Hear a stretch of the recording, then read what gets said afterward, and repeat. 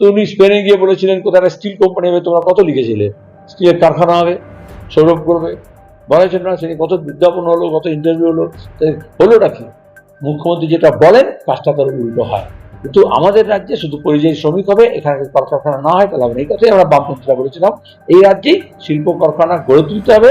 পুরনো যে শিল্প কলকারখানা হচ্ছে, সরকারি হোক বেসরকারি হোক, সেগুলোকে বাঁচাতে। সমস্ত বিশ্রী কাণ্ডের সামনে একটা পেছনে একটা শ্রী লাগিয়ে দেওয়া, তো এই জন্যই যাতে ওটা দিয়ে পুরুটা ঢাকা পড়ে যায়।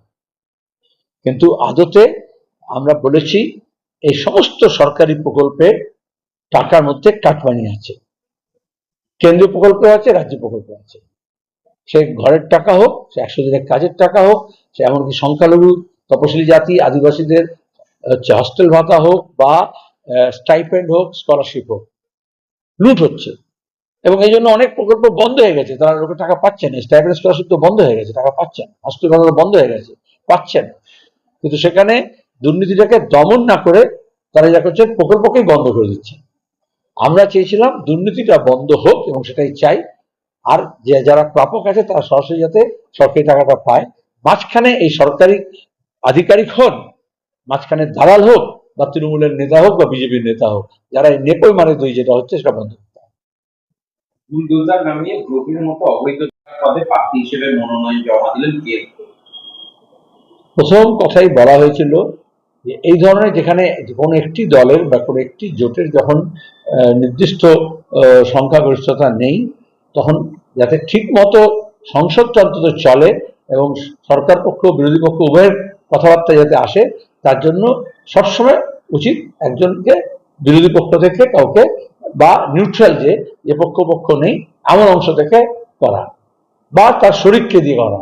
সেটা চায়নি বিজেপি, কারণ বিজেপি মনে করেছে এই দল বদল করা হবে, যেটা আমাদের বিধানসভায় যেরকম হচ্ছে, আগের লোকসভা যেরকম হয়েছে, তাহলে সেখানে স্পিকারের একটা ভূমিকা থাকে, কোনটা তাকাবেন আর কোনটা তাকাবেন না, কোন দিকে তাকাবেন কোন দিকে তাকাবেন না, সেগুলো নিজের হাতে সাইন পরিবার স্পিকার পদটা রাখতে চেয়েছে, নিজের শরিককে বিশ্বাস করেন।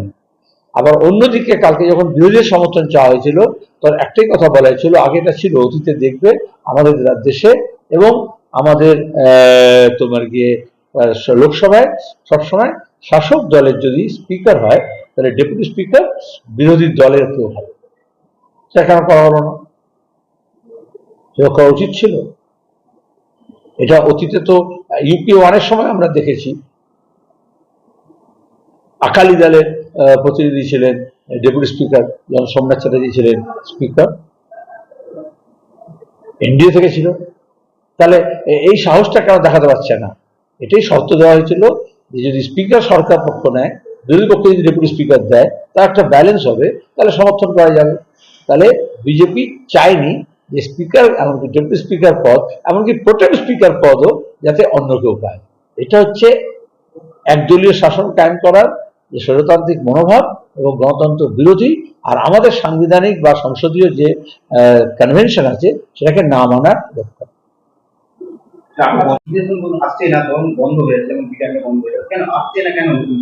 আচ্ছা, এই মুখ্যমন্ত্রী বলেছিলেন, গত বিজনেস সামিটে বলা হয়েছিল ব্রিটানিয়া কোম্পানি, দেখো তোমরা তোমাদের খবরে লিখে দিয়েছিল, 300 কোটি টাকা খরচ করে নতুন বিনিয়োগ করবে এবং তারা ওই কারখানাটাকে নাকি মডার্নাইজ করবে, রিনোভেট করবে।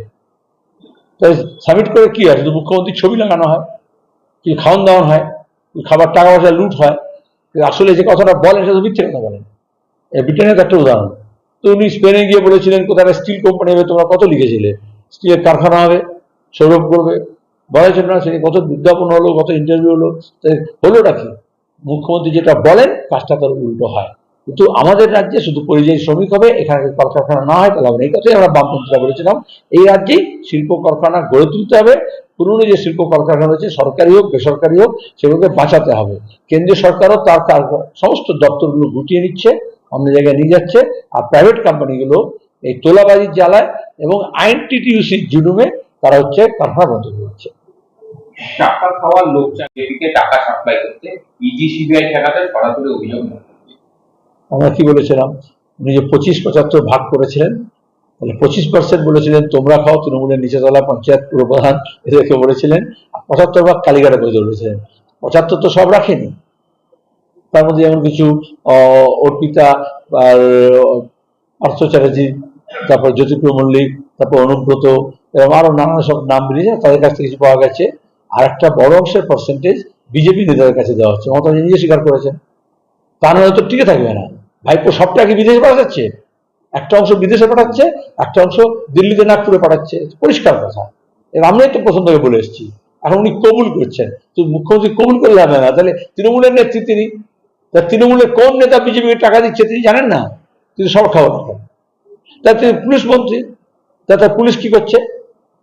তাহলে সেখানে কেন? এটা তো বেআইনি লেনদেন। একটা সাধারণ মানুষ যদি 20,000 টাকার বেশি কোনো টাকা নিয়ে ঘোরে, তাহলে আইন অনুযায়ী নতুন এখন হচ্ছে যে তুমি ক্যাশ টাকা ট্রানজাকশন করতে পারবে না। তাহলে লক্ষ লক্ষ কোটি কোটি টাকা আদান প্রদান হচ্ছে বিজেপি আর তৃণমূলের নেতাদের মধ্যে। সে নিয়ে কেন্দ্রের বা রাজ্যের এজেন্সিগুলো কি করছে?